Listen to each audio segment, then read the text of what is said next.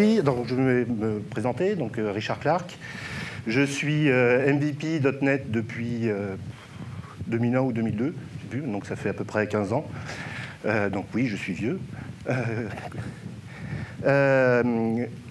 Si je me suis mis à .NET, dans un premier temps, c'était surtout pour ce qui a fait le succès de .NET au tout début, c'est-à-dire ASP.NET.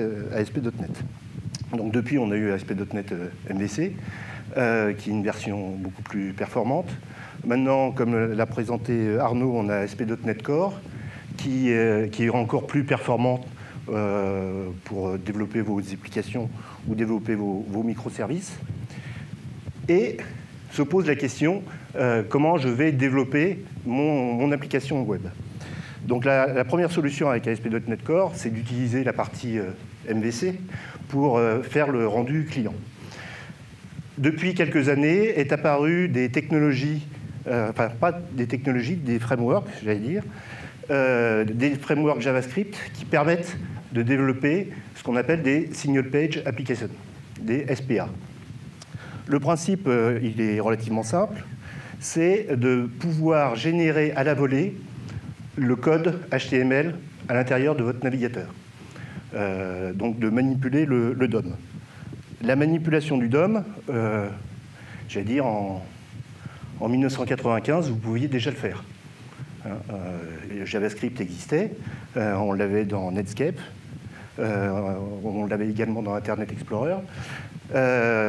Tous les navigateurs supportaient petit à petit le JavaScript.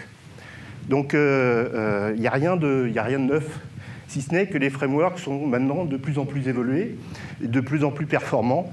Et parmi ces différents frameworks qui existent, un des plus célèbres, un des plus renommés, c'est Angular. Alors il y a eu une première version qui est AngularJS, donc développée par une équipe en interne chez Google. AngularJS, j'allais dire maintenant vous pouvez l'oublier, puisqu'il a été remplacé depuis 1 an, 2 ans, je ne sais plus, 2 ans, ouais, par une nouvelle version qui était Angular 2. Donc qui est une version qui a été réécrite complètement du framework Angular. Donc on ne parle plus d'AngularJS, on parle d'Angular tout court. Donc il y a eu la version 2 qui est parue, et le but de Google, c'est en gros de développer une nouvelle version tous les 6 mois, voilà, entre guillemets. Donc on a eu la version 2, on est passé directement à la version 4, il y a 6 mois, ouais, 6-7 mois. Alors pourquoi il y a eu directement la version 4, il n'y a pas eu la version 3 ? Bon, c'est parce qu'à l'intérieur des composants de la version 2, il y en avait déjà un composant qui était en version 3, qui était le routeur. Et donc, pour homogénéiser tout, ils sont passés en version 4. Et on a la version 5 qui est parue il y a moins d'1 mois, avec un petit peu de retard. Et il y a la version 6 qui est prévue pour le mois de mars de l'an prochain. Donc, comme dirait notre ami Christophe Peugnet, c'est une technologie qui a plus de 3 ans, donc qui est mature, hein, et sur lequel vous pouvez fonder des applications robustes, et vous êtes à peu près sûr que dans les 5 ans qui viennent, le framework sera toujours supporté. Alors je dis 5 ans parce qu'en informatique, si vous remettez 5 ans en arrière, vous verrez qu'on ne faisait pas du tout la même chose. Donc Angular, version 5 actuellement. On va voir comment on va pouvoir développer notre propre application avec Angular et avec quels outils. Alors, je vais utiliser 2 outils. Le premier outil qui est Visual Studio 2015 pour tout ce qui est le back-end, donc la création des microservices. Alors pourquoi 2015 ? Parce qu'il y a de fortes chances que dans votre entreprise, vous utilisiez Visual Studio 2015 et pas encore 2017. Et s'il y en a qui utilisent 2017 en production dedans, bon, on va dire il y a 20% quoi, à peu près de la salle. Donc la plupart du temps, c'est avec Visual Studio 2015 que vous allez développer. Donc ça, ce sera pour tout le code C# pour créer les Web API. Et côté développement Angular, on va utiliser un outil qui a été développé par Microsoft, qui est Visual Studio Code.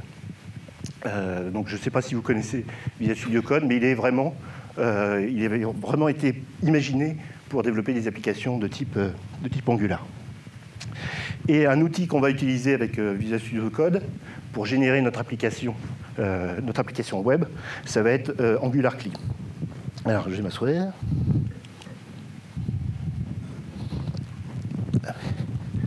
Je vais mettre mes petites lunettes. Hop. Parce que, comme je vous l'ai dit, je suis vieux. Bien, donc, c'est bon, vous m'entendez? La première chose à faire, c'est d'installer Visual Studio Code.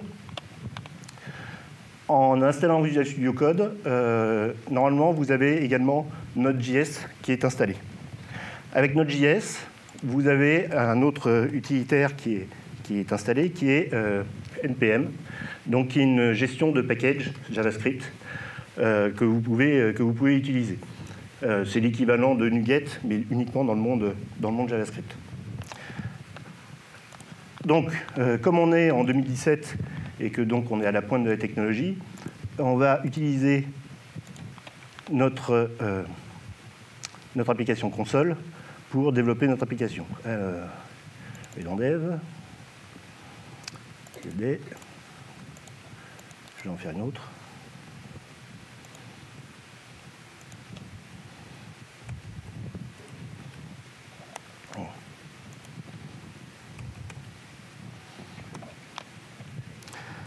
Bien, la première chose... Ah ben, vous voyez rien. Comment ça se fait?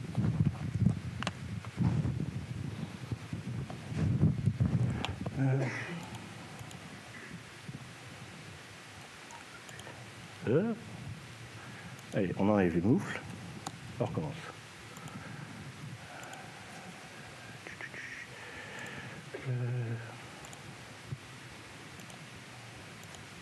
Voilà.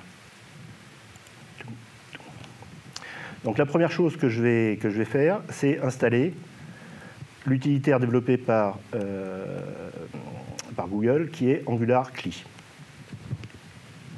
Donc pour ça, alors on va prier pour que la connexion Internet soit bonne.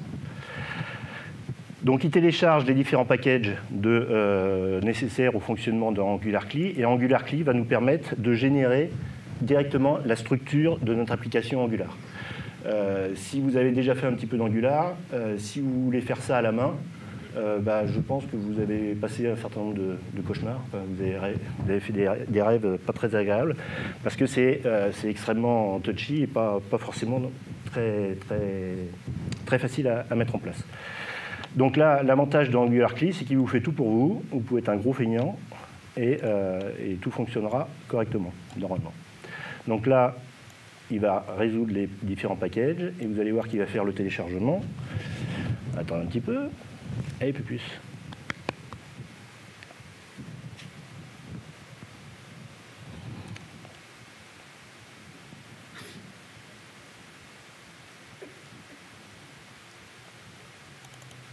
Staging.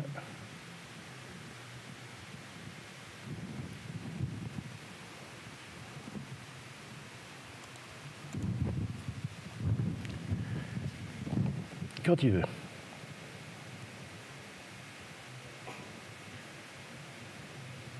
Il y a quelqu'un qui veut chanter une chanson maintenant?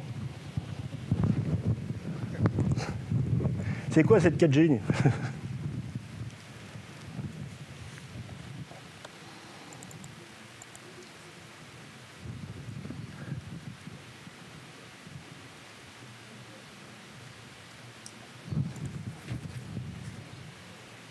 Bon. Alors en attendant, je vais vous montrer le résultat que l'on a. Donc, une fois que... non, il faut que je vous montre comment on fait pour générer l'application. Ouais, je vais me mettre là.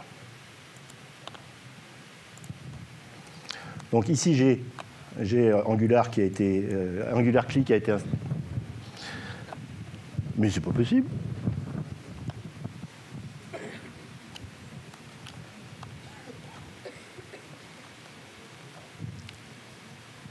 Il y a un complot.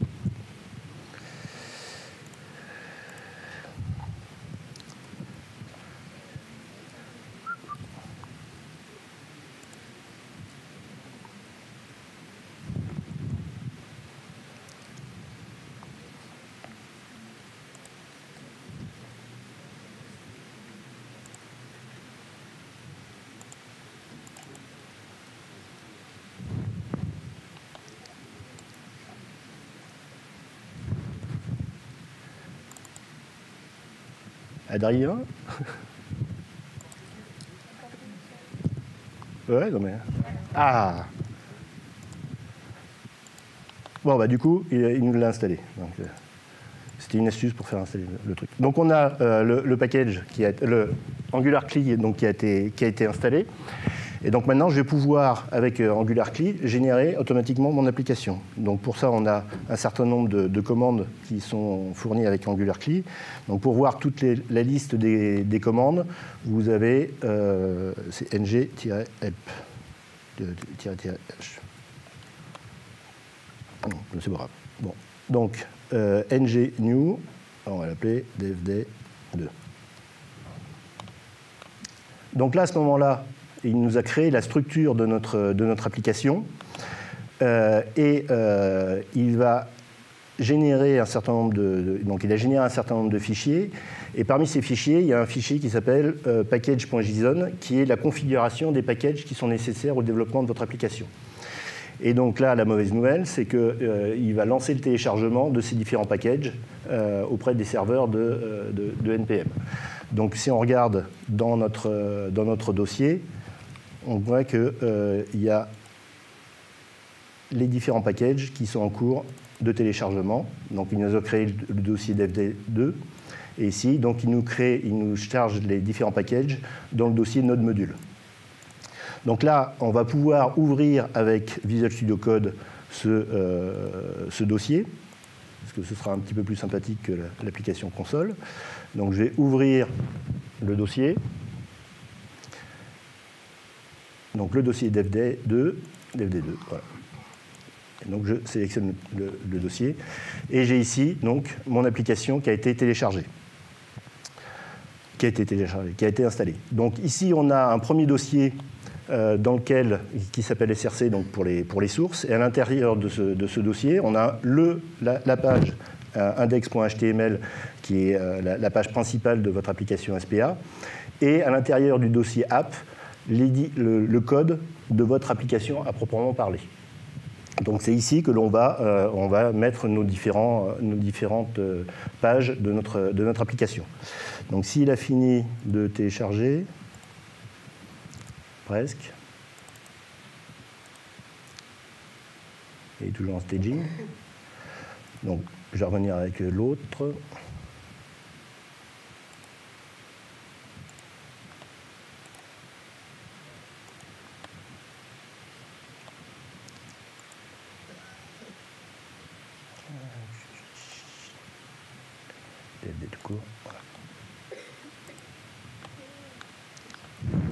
Bon. Donc là, c'est notre application qui a été, donc là où il y a les différents packages qui ont été installés. Donc je vais pouvoir vous montrer. Donc à l'intérieur de ce dossier, le premier fichier qui est important, c'est le fichier package.json, où là vous avez l'ensemble des packages qui sont nécessaires au fonctionnement de votre application. Donc là, vous voyez qu'on a les différents packages d'Angular qui ont été installés, donc en version 5.0. Là, actuellement, on est en version 5.0.2. Et ensuite, vous avez l'ensemble des packages qui sont nécessaires au développement à proprement parler. Et donc, c'est là où vous voyez que vous avez la référence à Angular CLI, au compilateur Angular CLI, aux différents packages qui vous permettent de faire des tests d'UI et des tests unitaires à l'intérieur de votre application, et également la référence à TypeScript. Donc là, il est en version 2.4.2. Il faut savoir que Microsoft en est à la version 2.6, si je ne m'abuse, mais la dernière version de TypeScript n'est pas encore supportée par Angular. Et il y a un autre utilitaire qui est très important pour ceux qui débutent en TypeScript. C'est l'utilitaire tslint qui vous permet de vérifier que votre code a été écrit correctement. Donc par exemple, ça vous dit si vous voulez mettre des crochets, il faut les mettre à la ligne. Si à la fin de votre fichier, il faut mettre un retour chariot. Enfin, ça vous permet d'avoir un code qui est clean et qui est, quel que soit le développeur au sein de votre société, vous écrirez tous de la même façon. Donc et en plus, c'est supporté par Visual Studio Code, pardon. Et donc, et vous avez souligné en rouge quand vous écrivez mal votre code. Bien, est-ce qu'il a fini de télécharger? Oui. Donc, une fois qu'il a fini de télécharger, vous voyez que pour pouvoir fonctionner, il y a quand même pas mal de packages qui ont été installés. Et si vous regardez, au niveau de la propriété, vous voyez que vous en avez pour à peu près 200 mégas, si je ne m'abuse. Vous avez 183 mégas de fichiers JavaScript qui ont été téléchargés pour pouvoir faire fonctionner votre application. Alors, vous inquiétez pas, vous n'aurez pas besoin de tout ça pour faire fonctionner votre application. Enfin, vous en aurez besoin, mais vous n'aurez pas besoin de le déployer.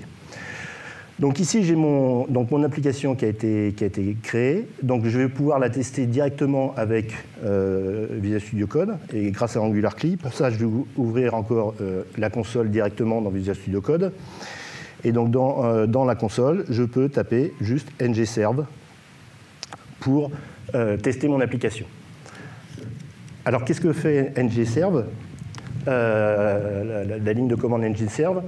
Ça va, vous voyez, dans un premier temps, ça compile l'application, c'est-à-dire que ça récupère tous vos fichiers TypeScript de votre application, ça utilise le compilateur TypeScript pour générer les fichiers JS, puis ensuite, ça utilise Webpack pour pouvoir bundler, c'est-à-dire générer un seul fichier, enfin, il y a 4 fichiers, en un seul fichier, l'ensemble de votre application. Donc c'est une sorte de compilation. Et avec la version 1.5 de AngularCli, vous verrez qu'il y a eu des nouveautés qui sont assez sympathiques au niveau de la compilation. Donc une fois qu'il a compilé, c'est relativement rapide, vous voyez qu'il nous dit Webpack a fait son boulot correctement. Et donc on va pouvoir maintenant tester mon application. Il a lancé automatiquement un petit serveur HTTP sur le port 4200. C'est le port par défaut, vous pouvez le changer si vous avez envie. Et donc là, vous voyez que vous avez votre application qui apparaît. Bon, ce n'est pas l'application de la mort qui tue, mais au moins vous avez, je vais dire, en quelques secondes, mis à part le problème de téléchargement des packages, vous avez en quelques secondes votre application Angular qui est fonctionnelle et vous pouvez commencer à travailler. Une autre chose qui est intéressante avec AngularCli, et ce petit package, c'est que vous pouvez faire des modifications en temps réel dans votre application. Il va recompiler votre application et il va mettre à jour le site web. Donc par exemple ici, si je regarde la page component, app.component, qui est celle-ci là, vous voyez qu'on a l'image qui est ici, donc je vais supprimer l'image. Je vais supprimer les petits bulles là, et là, voilà. Donc dès que je sauvegarde, vous allez voir en bas, vous allez voir qu'il va recompiler et il rafraîchit et vous voyez qu'il a mis à jour votre application. Donc ça, là, c'est du HTML que j'ai changé, mais je peux aussi changer le TypeScript. Donc là, j'ai la propriété title et là, je peux mettre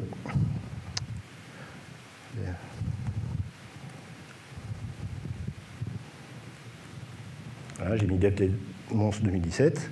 Je sauvegarde et automatiquement, la page a été mise à jour.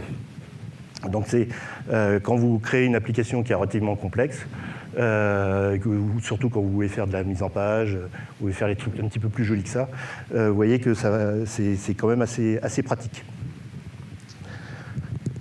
Alors parmi les... ouais. Voilà. Autre chose qui est intéressante avec AngularCli, c'est la génération automatique de vos différents composants. Donc par exemple ici, là pour l'instant, j'ai qu'une seule page. Je vais créer un nouveau composant, un nouveau component, qui va être ma page d'accueil, ma vraie page d'accueil, qui est la page Home. Donc pour ça, alors vous voyez que je peux créer ajouter une nouvelle console en même temps. Donc là, j'ai les deux consoles qui fonctionnent en parallèle. Et donc là, je vais pouvoir créer un nouveau. Je vais demander à AngularCli de générer quelque chose. Donc c'est ng espace g pour generate. Je vais dire que c'est un component, donc C, et je vais l'appeler home. Donc là, vous voyez qu'il a fait 4 choses. La première chose qu'il a faite, il a créé le dossier et les différentes pages, enfin les différents fichiers nécessaires à mon component home.component. Donc on a le fichier TypeScript, donc imaginez le fichier TypeScript avec tout de suite l'implémentation de l'interface onInit. Il m'a créé le fichier pour les tests unitaires. Il m'a créé le fichier template qui sera utilisé par le component. Et il m'a créé également un fichier CSS qui sera utilisé par le component. Donc vous voyez qu'ici, dans le component, dans le fichier TypeScript, on a la référence au CSS correspondant et au template HTML correspondant.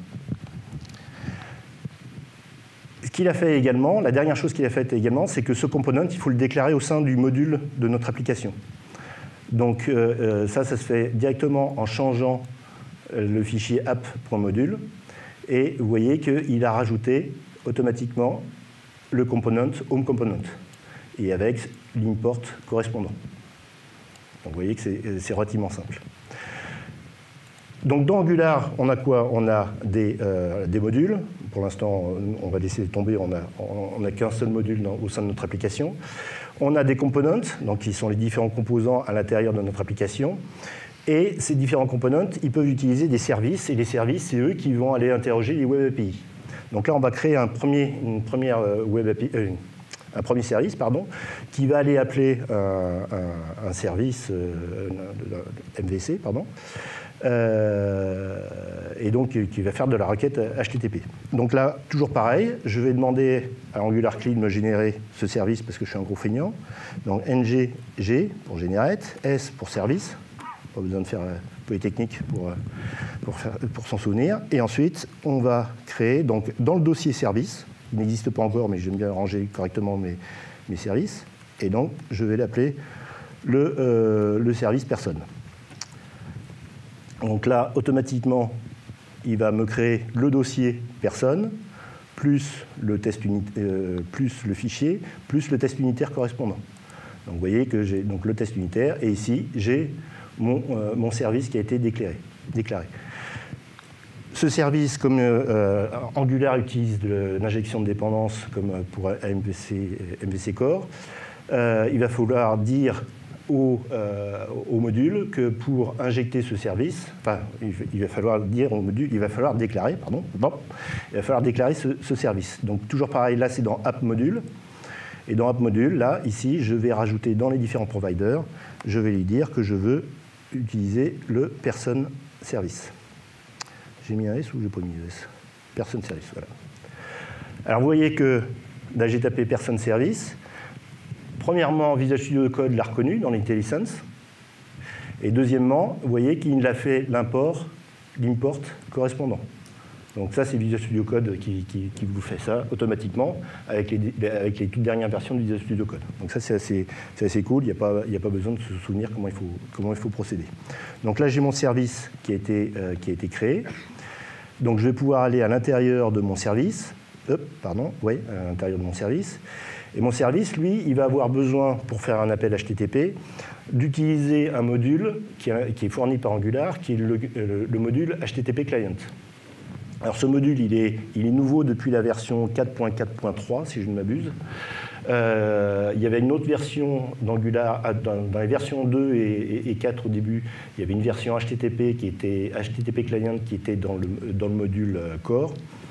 Ils l'ont marqué comme obsolète, et maintenant, avec la dernière version d'Angular 5, c'est ce module qu'il faut utiliser. Une petite remarque. Si vous développez des applications Angular, pensez à vous mettre à jour très régulièrement. Dès qu'on passe de la version 2 à la version 4 ou de la 4 à la 5, toutes mes applications, je les ai fait évoluer pour être sûr d'avoir la toute dernière version. C'est un petit conseil que je vous donne. Si vous aviez une version 2, de ne pas attendre avant de passer à la version 5.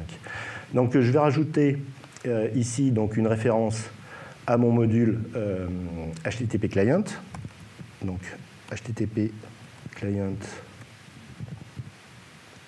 module. Voilà. Donc lui, il va falloir faire l'import qu'il faut. Là, il faut le faire à la main. Là. Alors, from Heureusement que j'ai mon clavier. /HTTP. Voilà. Et donc là, j'ai mon HTTP client module. Voilà. Donc je vais le rajouter ici. Ben, il y est, oui, voilà. Donc le HTTP client module. Je le sauvegarde. Et je retourne dans mon service. Et là, je vais lui dire, je veux utiliser donc un champ HTTP client de type HTTP client. Et vous voyez, là, j'ai fait juste la tabulation.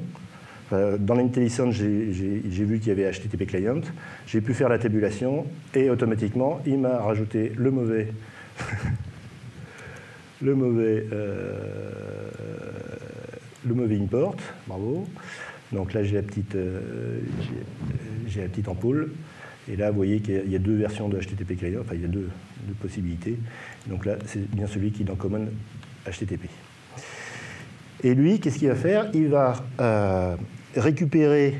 je me suis planté, j'ai mis personne. C'est pas personne, c'est compagnie, mais enfin, c'est pas grave. Il va récupérer donc des compagnies à partir des Web API. Donc pour ça, je vais lui déclarer une méthode qui va être load compagnie, qui va me retourner quoi? Il me retourne un observable de type iCompany. Alors, je suis désolé, j'ai mis compagnie au lieu de personne, c'est grave. Et il va me retourner un tableau.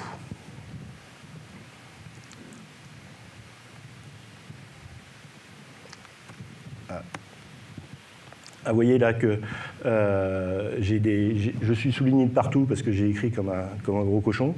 Quand je fais un CTRL-S, il me supprime les espaces, il me met les crochets là où il faut, etc. Et ça, c'est grâce à TSLint qui est intégré à l'intérieur de l'application. Vous voyez qu'il me souligne observable parce qu'il ne sait pas ce que c'est qu'un observable. Donc là, pareil, on va faire un import. Alors les observables, pourquoi il en a rajouté deux?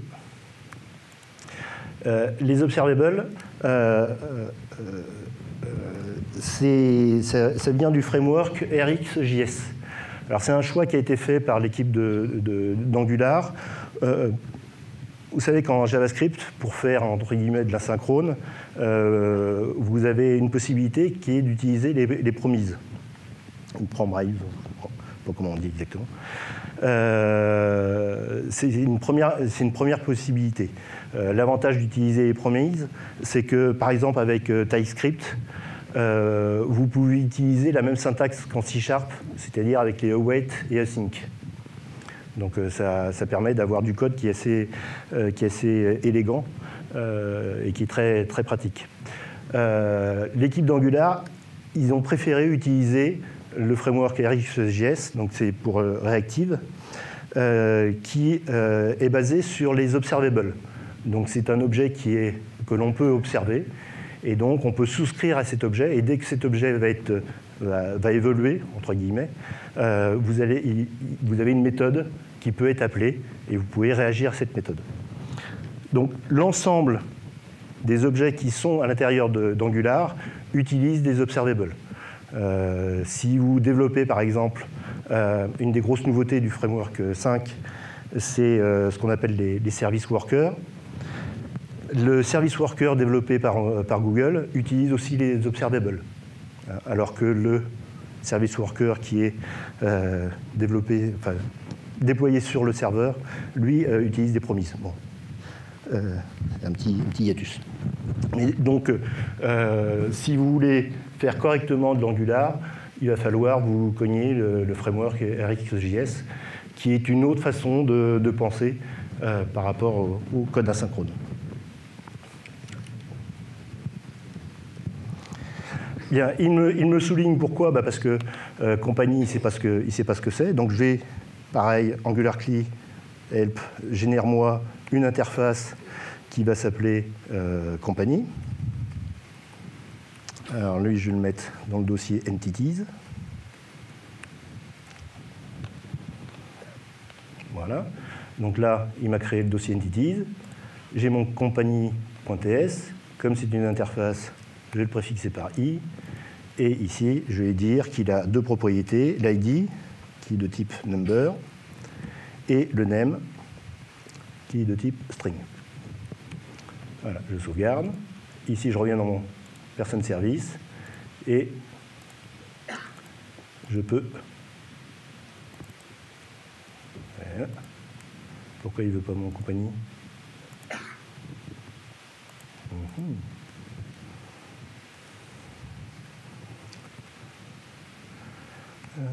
Compagnie.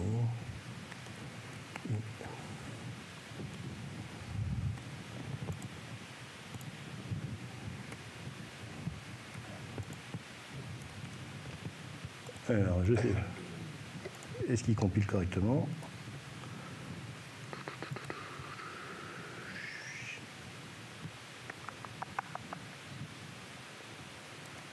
Bon.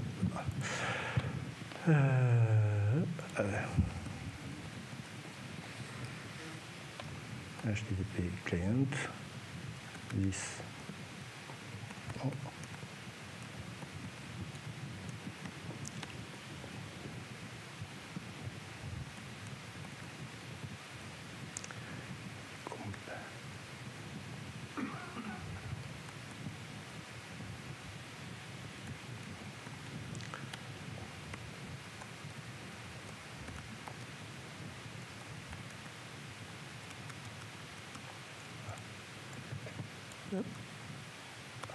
Je ne sais pas pourquoi je me complique la tâche.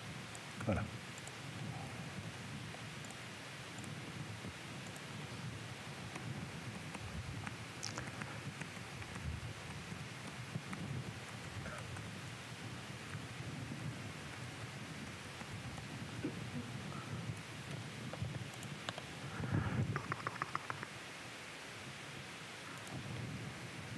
Je vais y arriver.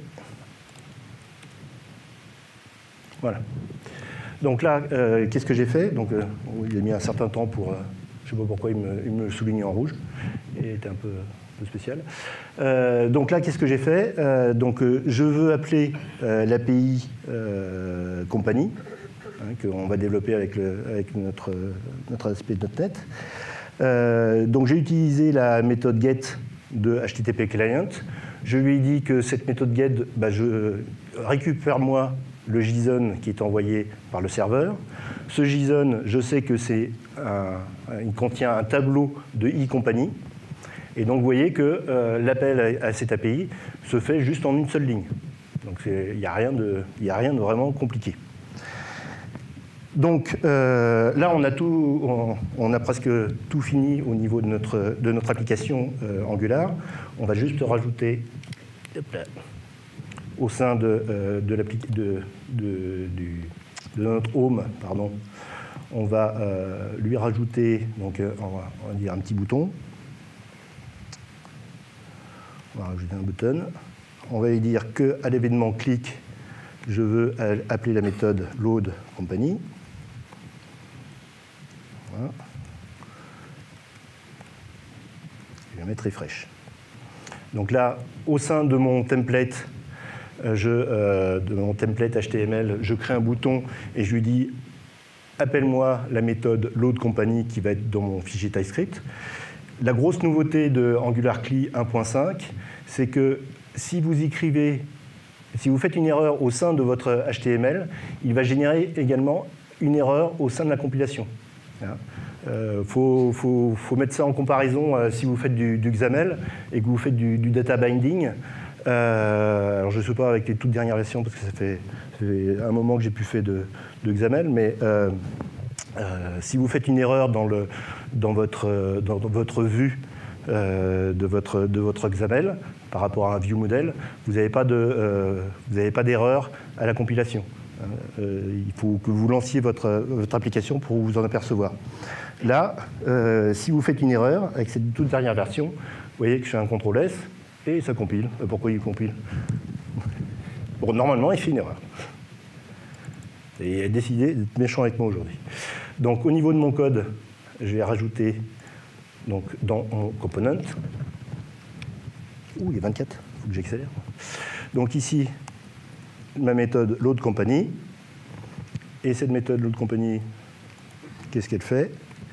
Elle va utiliser le service que je vais déclarer ici, le service que je viens de créer, private, alors c'est person service, de type person service. Hop, l'import, il me le fait automatiquement. Et donc ici, je vais dire que this.person service, j'utilise la méthode que je viens d'écrire, load company, et je souscris, puisque c'est un observable qui est retourné, je souscris et je lui dis appelle-moi la méthode suivante, CPS, et je vais mettre dans le champ .companies. Je vais mettre ce champ-là. Donc je vais créer un companies et companies. Tac. Voilà. Je sauvegarde. À la sauvegarde, il me met tout ça en forme.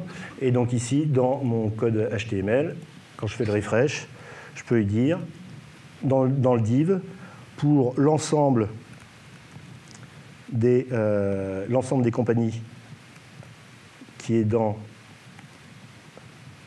mon champ companies. Voilà.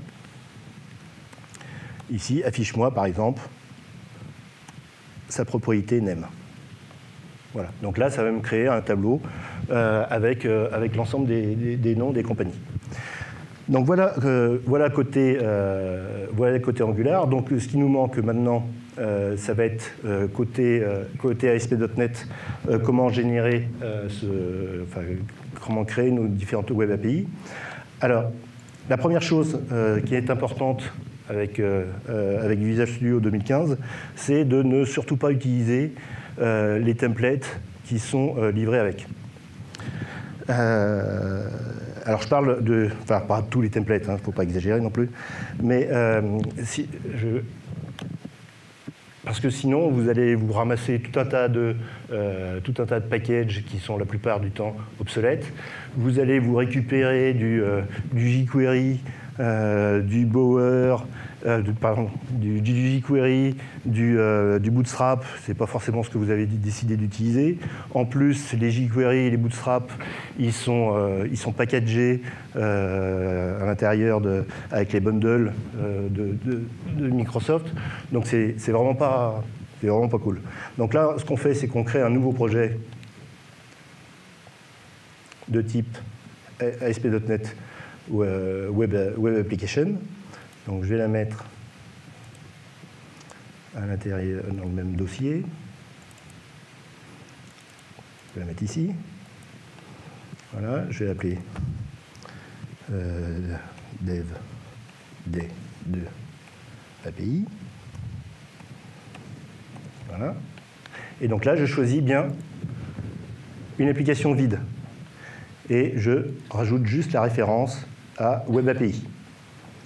Donc là, normalement, on faudrait rajouter les tests unitaires, mais là, on va être comme la plupart des développeurs, c'est-à-dire des gros feignants et pas faire de tests unitaires. Je me trompe. Et donc, j'ai mon application qui va être créée.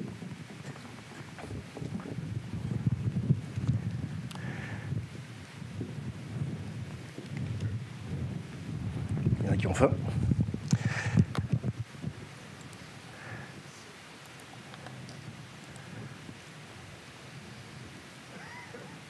Donc mon application est créée, et donc là, je peux rajouter une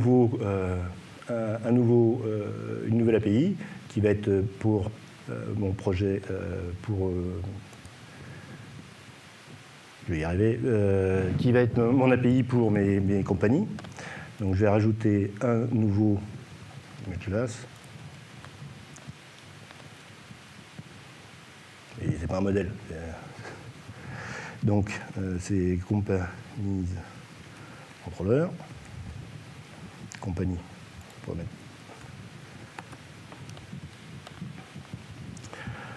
Donc là, il va hériter de mon API controller. Voilà. Et donc avec la méthode get, public task, hop,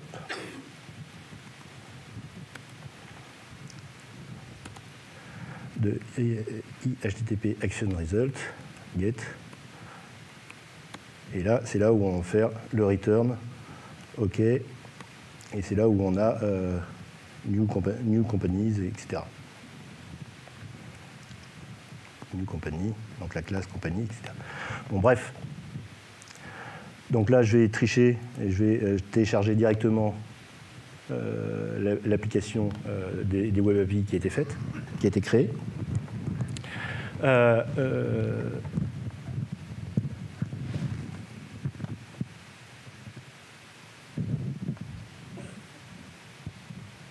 Décidément.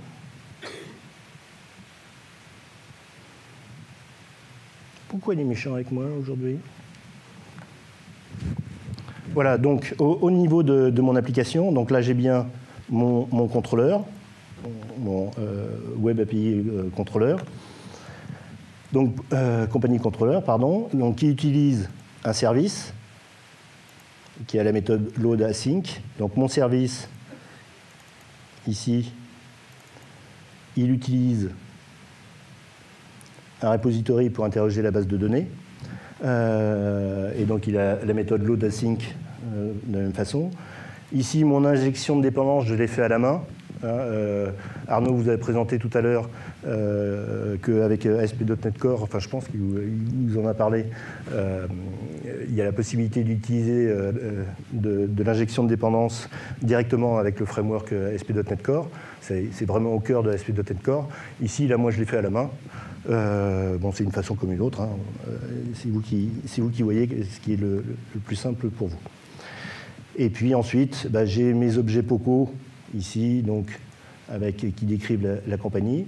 Et ensuite, j'ai donc au niveau des repositories, j'utilise, contrairement à Denis, j'utilise le package qui s'appelle Dapper. Alors, je ne sais pas s'il y en a qui utilisent Dapper dans la salle. Ouais. Donc, une chose qu'il faut que je vous dise, je déteste Entity Framework. Voilà, bon, c'est très bien, hein, mais c'est viral, je ne sais pas, j'y arrive pas avec Entity Framework. Donc, vous pouvez utiliser Entity Framework, mais sachez que si vous travaillez avec moi, il y a de fortes chances que je vous interdise d'utiliser Entity Framework. Donc, moi, je préfère utiliser Dapper, donc qui vous permet d'abord qui est très performant, et qui vous permet d'interroger la base de données de façon très simple.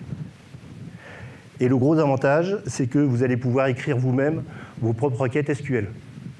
Contrairement à Entity Framework, où on voit rarement du code SQL à l'intérieur d'une application qui utilise Entity Framework, là, vous êtes obligé de l'utiliser. Ça présente un gros avantage, c'est que vous savez ce que vous faites quand vous interrogez la base de données. Vous êtes responsable de l'interrogation de la base de données. Vous ne pouvez pas dire c'est pas de ma faute, c'est Entity Framework qui m'a généré cette requête qui est nulle. Là, vous avez la responsabilité de le faire. Bon, ceci dit, donc l'avantage de Dapper, c'est que vous voyez que quand vous interrogez votre base de données avec un select, bête et méchant, ici, vous pouvez lui dire utilise-moi cette requête SQL et mappe-moi le résultat dans un objet de type compagnie. Donc il vous fait le mapping automatiquement, il le met en mémoire cache pour optimiser les performances, etc. Donc voilà au niveau de mon application. Donc maintenant, si je veux de mon application ASP.NET, donc si je veux voir le résultat, pouf, je prends mes lunettes. Donc, CTRL F5 pour lancer l'application. Il ne va pas vouloir, je parie, puisqu'il a décidé de m'embêter. Voilà. Donc le port, c'est le 88-85. Donc je retourne. Vous voyez que là, j'ai une erreur grandiose. Mais si je vais dans /API /compagnie, j'ai bien mon API qui est appelé. Si je veux la tester, je peux utiliser un outil comme Postman ou SOAP UI pour tester mes Web API. Donc l'avantage de Postman, c'est que vous pouvez créer des catégories, enfin des packages pour tester un ensemble d'API, etc. Donc c'est assez, Postman, c'est assez utile pour ça. Donc là, de la même façon, c'est pas report. Bon, j'en crée une autre. Get, voilà. Non. Donc, localhost 2.8855/API/compagnie. Voilà. Donc je peux faire une requête. Là, vous voyez que je lui ai demandé de me retourner du JSON. Donc j'ai bien le JSON qui est retourné avec ID et name. Et donc maintenant, je vais pouvoir, au sein de mon application, je me disais, c'est tout noir. C'est normal, c'est l'écran qui est noir. Banane. Donc au sein de mon application ici, je vais pouvoir la tester. Je vais plutôt tester avec celle-là. L'autre, je vais l'arrêter. Voilà.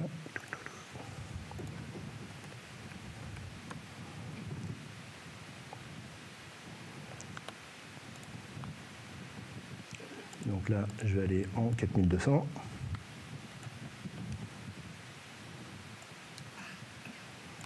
Je sais, il n'a pas fini de compiler. Allez, peu plus. C'est une fille. Hein.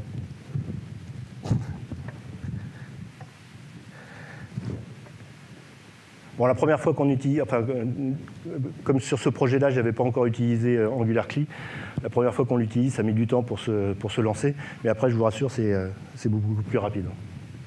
Parce que ça le montre en mémoire. Allez, j'ai faim, dépêche-toi.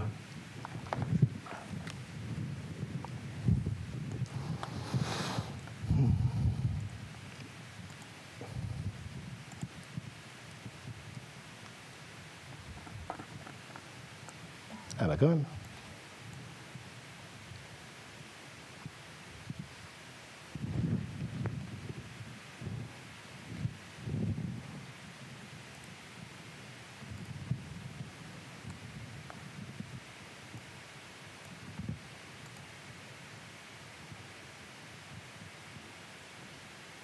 Voilà.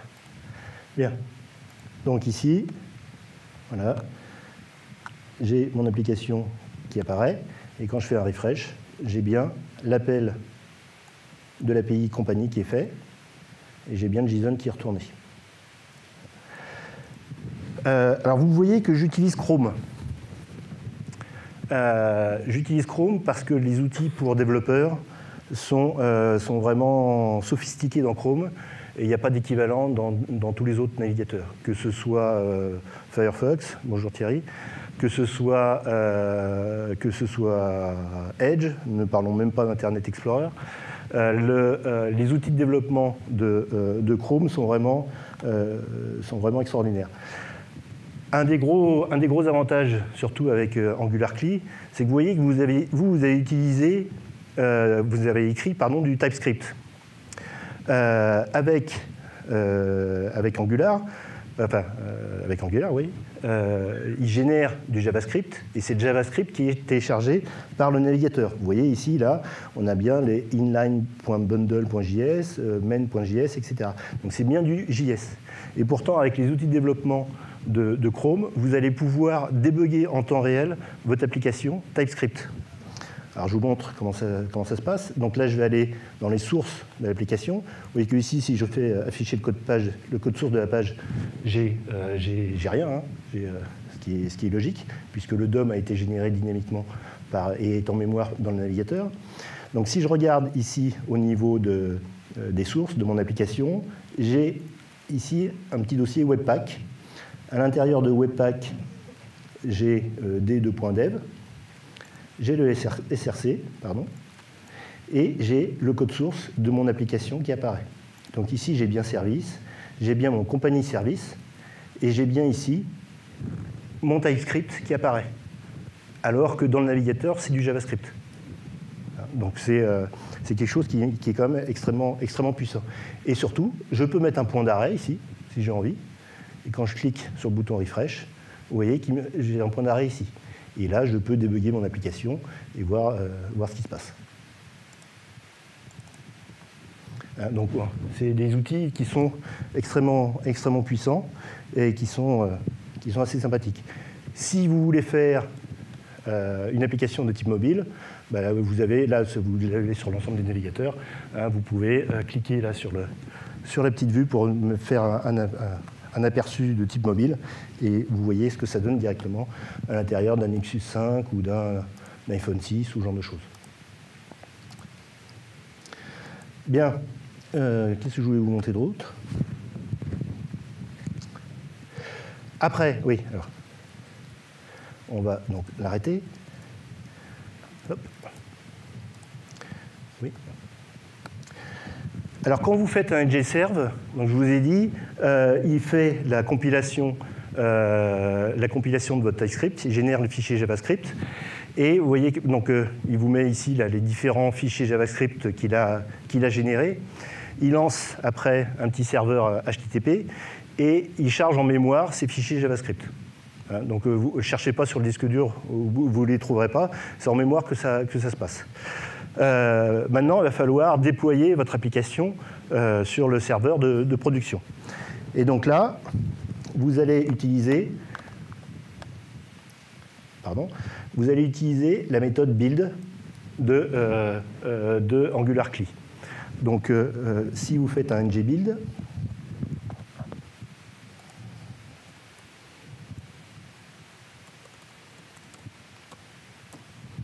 voilà. Donc, si vous faites un ngbuild, à ce moment-là, ça va faire la même chose, sauf qu'il va vous générer les fichiers dans un répertoire qui s'appelle le répertoire dist, donc que l'on voit ici. Et c'est là où on voit les différents fichiers qui ont été générés. Donc si j'ouvre dans l'explorateur, voilà, donc j'ai différents fichiers. Alors vous voyez que ces différents fichiers, alors il y a les fichiers JS, bien sûr. Il y a également les fichiers map. C'est grâce aux fichiers map que les outils de développement de Chrome permettent de voir le code de TypeScript. Et vous avez également le index.html et puis le favicon qui est généré. Vous voyez que là, on a quand même quelque chose qui est assez gros. Votre application, elle est à l'intérieur de main. Donc c'est là où vous voyez que vous n'avez pas fait l'application du siècle, puisqu'elle fait que 6K. Et vous voyez qu'il y a un deuxième fichier qui s'appelle vendor.bundle. Et vendor.bundle, c'est l'ensemble des fichiers JavaScript des différentes dépendances que vous avez utilisées qui sont minifiés dans un seul fichier. Donc c'est là où vous avez le code d'Angular. Si vous aviez rajouté du jQuery, c'est là où vous auriez jQuery, etc., etc. Et il ne génère qu'un seul fichier. Là, vous voyez qu'il fait quand même 2 mégasets. Vous allez me dire, 2 mégasets, c'est pas acceptable. Alors pourquoi? Parce que là, on l'a généré en mode debug. Donc il n'a pas fait dans la finesse, il a pris tout et il les a mis tout à l'intérieur d'un seul fichier. Donc nous, si on veut compiler quelque chose qui soit acceptable pour notre application, au lieu de faire ngbuild tout court, voilà, il faut rajouter -prod.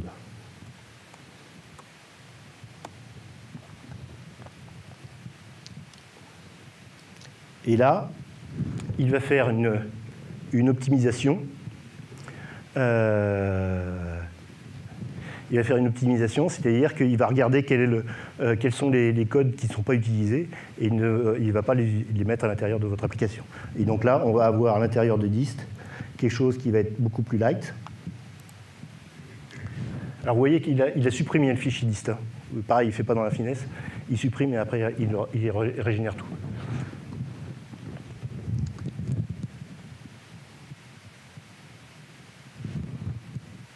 Allez.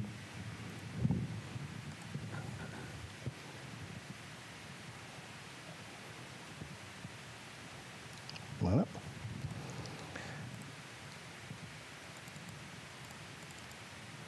Voilà. Et donc là, vous voyez qu'on a quelque chose qui est quand même beaucoup plus light, puisque on a plus que le plus gros, il fait juste 249K.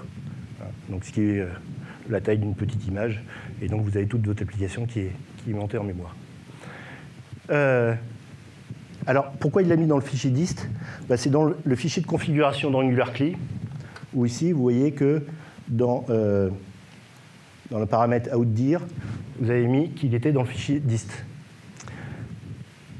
Alors, une dernière petite chose, au sein de notre application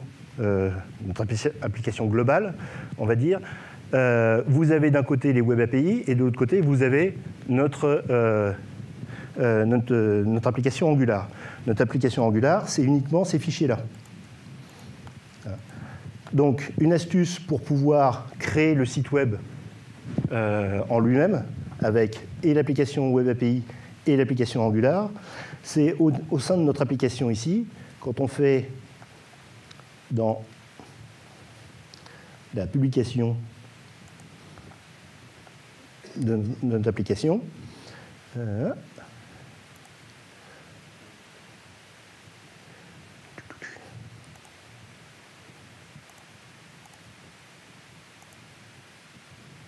où est-ce que c'est ce truc-là?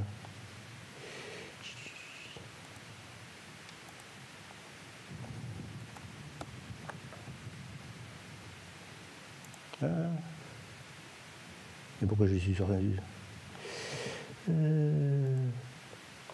bon, bref. Quand vous faites la publication de votre application, vous pouvez dire « je veux le générer dans tel dossier ». Donc, par exemple, vous le créez dans le fichier publish. Eh bien, il suffit qu'au sein de votre application Angular, ici, vous changiez le output.dir et vous dites que l'output.dir, c'est ce dossier publish. Donc, dans un premier temps, vous compilez votre application Angular, et il va créer le fichier publish et il va mettre l'application Angular à l'intérieur. Et ensuite, vous allez dans Visual Studio, vous faites un publish en prenant soin dans les options de ne pas écraser les fichiers existants, et vous allez déployer l'application dans le même répertoire. Et donc, vous allez avoir la totalité de votre application, Web API plus application Angular, au même endroit. La dernière chose, parce qu'il commence à être tard, dernière chose dont je voulais vous parler, c'est au niveau de la sécurisation de votre application. Alors pour ça, je vais charger une autre application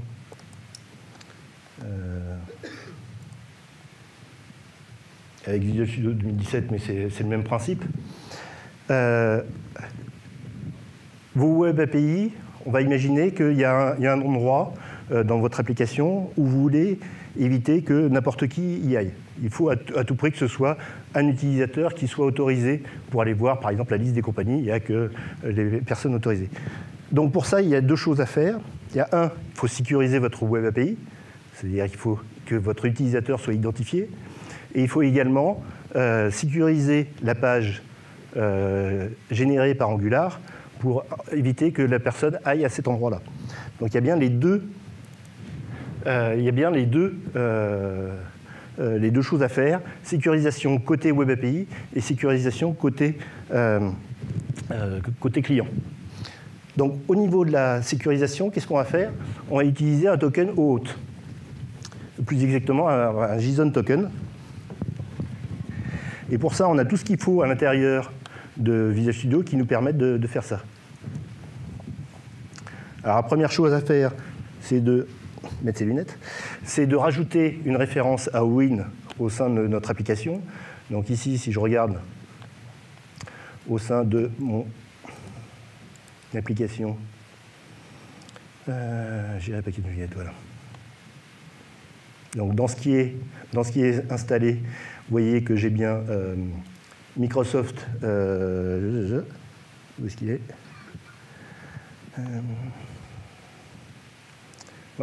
voilà. Donc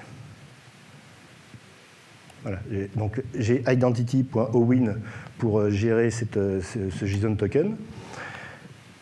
Ensuite, au sein de mon application, j'ai une méthode ici où je lui dis au niveau de l'authentification Owin, utilise l'URL token, donc c'est localhost 2.88.55/token, et appelle-moi donc, utilise ce provider pour vérifier l'identification de l'utilisateur. Donc si je regarde dans le code de ce provider, qu'est-ce que je fais? Donc, quand j'ai besoin d'obtenir des crédentials, j'utilise un service où là, je vais aller interroger la base de données pour savoir si le username et le password il est correct. S'il est correct, à ce moment-là, crée-moi un ticket, donc un token de type hôte, dans lequel tu vas me rajouter dans le token l'utilisateur avec son ID. Et vous allez rajouter également des propriétés au token, qui sont des propriétés qui seront lisibles par l'application cliente. Donc dans le token, il va y avoir deux parties. Une première partie qui va être l'identification qui va être cryptée, et une deuxième partie qui est en clair pour que l'utilisateur, enfin l'application cliente, puisse mettre ce qu'il a envie de mettre. Donc tout ça, ça va nous créer un token donc, qui va être utilisable par votre application Angular. Et si on regarde l'application Angular correspondante,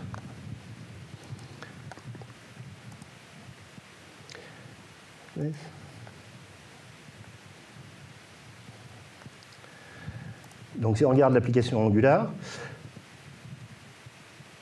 elle va, à chaque fois qu'elle va faire une interrogation, donc je vais aller dans les services, bon service par exemple. Donc là, vous voyez que, comme j'ai fait tout à l'heure, j'utilise le HTTP client avec la méthode get. Et quand je vais faire cet appel HTTP, je vais rajouter à l'intérieur de cet appel, dans le header, le token que j'aurai récupéré. Alors comment je fais ça? Alors d'abord, comment est-ce qu'on récupère le token? Donc le token service ici. Vous voyez que je fais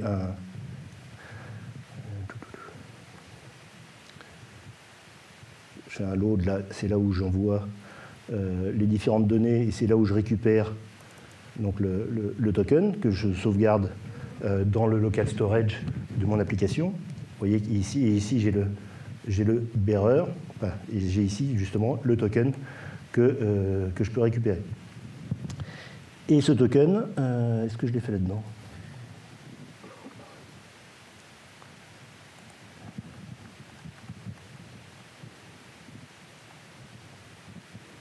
Oui. Et ce token, comment je sais que je n'ai pas le droit d'aller à tel endroit ou à tel endroit? C'est que vous voyez ici au niveau du routeur Angular, donc là quand je dis que je vais par exemple sur la page user, hein, je vais dans mon application Angular, je vais dans la page user, vous voyez que j'ai rajouté, je lui dis d'utiliser le component list user component, et je lui dis également qu'au moment de l'activation, d'utiliser les deux autres services qui sont Auth Guard Service et Role Guard Service, qui vont vérifier, eux, si le token est bien présent. Et si le token, vous voyez que ici, donc, dans le can activate, je récupère le token. Si le token il n'est pas nul, je réponds true, donc tu peux y aller dans cette page. Sinon, si j'ai pas de token, va alors dans la page login pour que l'utilisateur puisse s'identifier. Donc voilà, voilà en gros un petit peu ce qu'on peut faire avec Angular et avec les Web API. Une chose, c'est quelque chose qui est quand même extrêmement puissant comme technologie. Si vous venez du monde C#, faire du TypeScript, c'est pas très compliqué. Je dirais une dernière petite chose. Méfiez-vous des codes que vous pouvez trouver sur Internet, car il y a beaucoup de gens qui font de l'Angular qui viennent du monde JavaScript. Et j'ai rien contre les développeurs JavaScript, mais ça me fait penser aux développeurs VB. Voilà. Mais sinon, il y a des très bons développeurs JavaScript. Bien, voilà. Bah, écoutez, si vous avez des questions, n'hésitez pas.